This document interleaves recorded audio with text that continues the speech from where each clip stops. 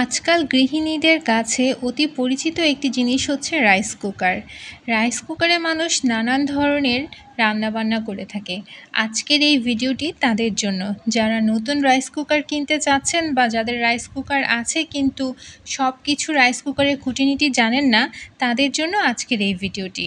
আসসালামু আলাইকুম, food story by Sakib and Bhabna থেকে আজকে আমি ভাবনা আছি আপনাদের সাথে। আজকে থাকছে রাইস কুকারের A to Z সব কিছু। আশা করি আপনারা আমাদের সাথেই থাকবেন।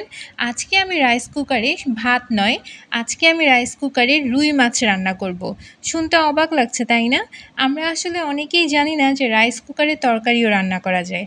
আজকে আমি আপনাদের সাথে রাইস কুকারে কিভাবে তরকারি রান্না করতে হবে সেটি শেয়ার করব। আর এর আশেপাশে অবশ্যই খুঁটিনাটি বিষয় তো থাকছেই। তো আমাদের সাথেই থাকুন, চলুন রান্না শুরু করা যাক। আপনারা এখানে দেখতে পাচ্ছেন আমি ভিশনের একটি রাইস কুকার ইউজ করি। রাইস কুকারটি যথেষ্ট বড়। রাইস কুকারের সাথে দুটি পট ছিল, একটা হচ্ছে ভাতের আর একটা হচ্ছে এমনিতে স্টিলের। এখন আমি মাছ রান্না করব। প্রথমে আমি মাছটি ভাজি করে নেব।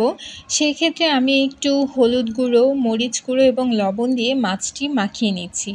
বেসিক্যালি মাছটি আমি যখন ভাজি করব সেটা আমি চুলাতেই ভাজি করব আমার রান্নার সুবিধার জন্য। আপনারা যদি চান তাহলে রাইস কুকারের স্টিলের যে পটটি রয়েছে তাতে তেল দিয়ে মাছটি ভাজি করতে পারেন, কিন্তু আমি এখানে রাইস কুকারে মাছ ভাজি না করে আমার কড়াইয়ে মাছটা ভাজি করে নিচ্ছি।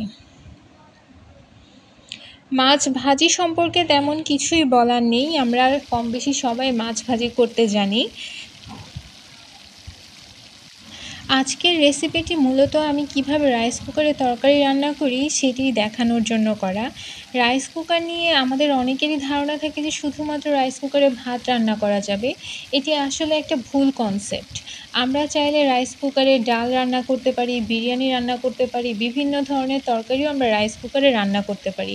ঠিক নর্মাল যেভাবে আমরা রান্না করি, রাইস কুকারে কিছু সতর্কতা অবলম্বন করলে আমরা রাইস কুকারেও সেই তরকারিগুলো সুন্দরভাবেই রান্না করতে পারবো।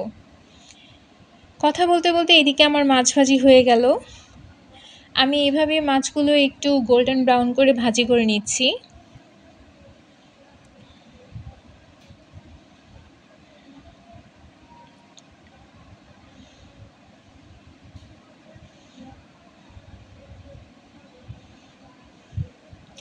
এখন আমি চলে যাব রাইস কুকারে রান্না করতে। প্রথমে রাইস কুকারে আমি তেল দিয়ে নিলাম।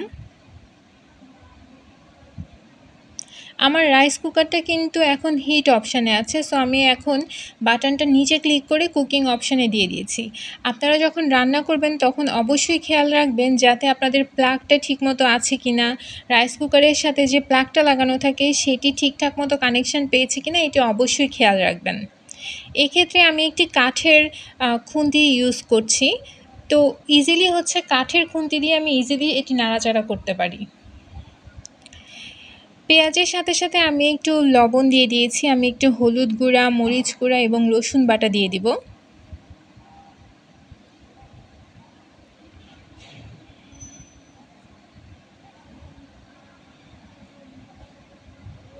রাইস কুকারে আপনারা যখন রান্না করবেন তখন অবশ্যই যে স্টিলের পটটি আপনারা দেখতে পাচ্ছেন তাতে অনেক সময় কারেন্ট চলে আসে, সেক্ষেত্রে আপনাদেরকে সতর্কও থাকতে হবে। রাইস কুকারটি আপনারা বন্ধ করে তারপর প্রথমে আপনারা তেল দিয়ে মশলাগুলো দিয়ে এটা যখন হিটে থাকবে তখন মশলাগুলো দিয়ে একটু কষিয়ে নেবেন। তারপর আপনারা চাইলে কুকিং অপশান প্রেস করতে পারেন, কিন্তু অবশ্যই খালি হাতে আপনারা এটি ধরবেন না, কারণ পটটি যেটি থাকে স্টিলের এটি অবশ্যই গরম হয়ে থাকে। আর এদিকে আমার তেল গরম হয়ে গিয়েছে, আমি রসুন বাটা, হলুদ গুঁড়ো এগুলো দিয়ে একটু ভালো করে কষিয়ে নিচ্ছি। নর্মালি আমরা যেভাবে তরকারি রান্না করার সময় কড়াইতে একটু কষিয়ে নিই, ওইভাবে আমি এখন এটি কষিয়ে নিব।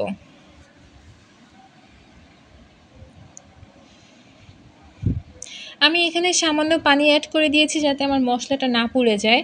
আর এখন আমি আলু এবং পটল কেটে রেখেছি। আমি আলু পটল দিয়ে রুই মাছ রান্না করব আজকে। তো আমি আলু এবং পটলগুলো পটের ভিতরে দিয়ে দিলাম। এখন সুন্দর করে একটু ঢাকনা দিয়ে দেব, কারণ পটল থেকে আমরা জানি যে পটল একটু নরম তরকারি, সো পানি উঠবে, সেজন্য আমি এখন এক্সট্রা পানি অ্যাড করব না। আমি এটা একটু ওয়ার্ম আপ হওয়ার জন্য এভাবে রেখে দিব। এক্ষেত্রে আমি এখন একটু নেড়ে চেড়ে দিব।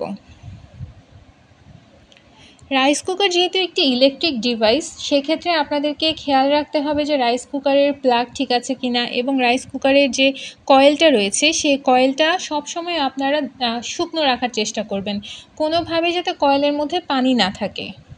যখন আমরা পটটা রাইস কুকারে বসাবো তখন অবশ্যই একটি সুতি পাতলা কাপড় দিয়ে রাইস কুকারের চারপাশটা এবং পটের চারপাশটা শুকনো করে মুছে নিতে হবে। আর এদিকে আপনারা দেখতেই পাচ্ছেন আমি একটু টমেটো দিয়ে দিয়েছি। মাছের তরকারিতে টমেটো না হলে আসলে একদমই ভালো লাগে না।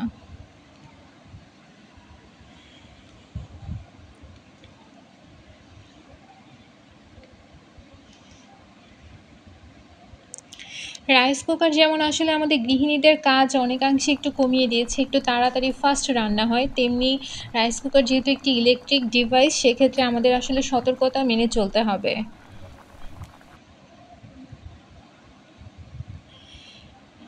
রাইস কুকারে যে ঢাকনাটি রয়েছে এই ঢাকনাটির মধ্যে সবসময় খেয়াল রাখবেন যাতে যে ছিদ্রটি রয়েছে তা যাতে জ্যাম না হয়, কারণ তা যদি জ্যাম হয়ে যায় আমাদের যখন রান্নাটা হয়, কুকিং প্রসেসটা চলে, তখন বাষ্পটা উপরে উঠতে পারে না, তখন দুর্ঘটনা ঘটতে পারে।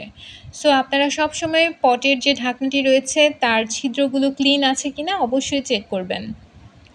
আর এখন আমি আমার আলু আর পটল কষানো শেষ হয়ে গিয়েছে, এখন তা সিদ্ধ করার জন্য যতটুকু পানি লাগবে অতটুকু পানি আমি রাইস কুকারের মধ্যে দিয়ে দিয়েছি।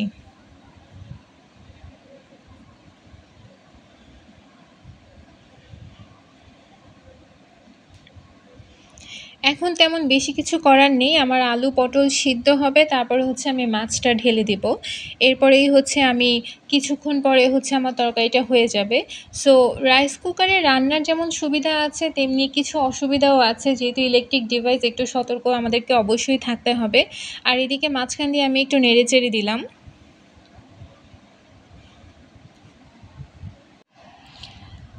আর এই তো আমি এখানে মাছগুলো দিয়ে দিলাম। আসলে নতুন প্রযুক্তি যখন আমাদের কাছে খুব ইজি হয়ে যাচ্ছে, আমাদের কাজকর্ম দৈনন্দিন কাজকর্ম ততটা ইজি হয়ে যাচ্ছে। সো সেই ক্ষেত্রে আমাদের গৃহিণীদের জন্য অনেক সুবিধা রয়েছে, আর বিশেষ করে যাদের বাসায় গ্যাসের প্রবলেম, গ্যাস থাকে না, অনেকে লাইনের গ্যাস পান না, তাদের জন্য সিলিন্ডার ইউজ করার থেকে রাইস কুকার ইউজ করাটা অনেক বেনিফিশিয়াল আমি মনে করি। শুধু একটু সতর্ক থাকবেন আর মাঝে মাঝে একটু টেস্টার দিয়ে চেক করবেন যাতে আপনাদের রাইস কুকারের বডিতে কারেন্ট চলে এসেছে কিনা। সেই ক্ষেত্রে আপনারা যেখান থেকে রাইস কুকারটি কিনেছেন সেখানে গেলে তারা আসলে অনায়াসে সেটি ঠিক করে দিতে পারবে। আর এই তো ধনেপাতা কাঁচামরিচ দেওয়া হয়ে গিয়েছে, এখন 2-3 মিনিট আমি একটু রাইস কুকারে রেখেছি, তো এরপরে হচ্ছে আমার তরকারিটি হয়ে গিয়েছে।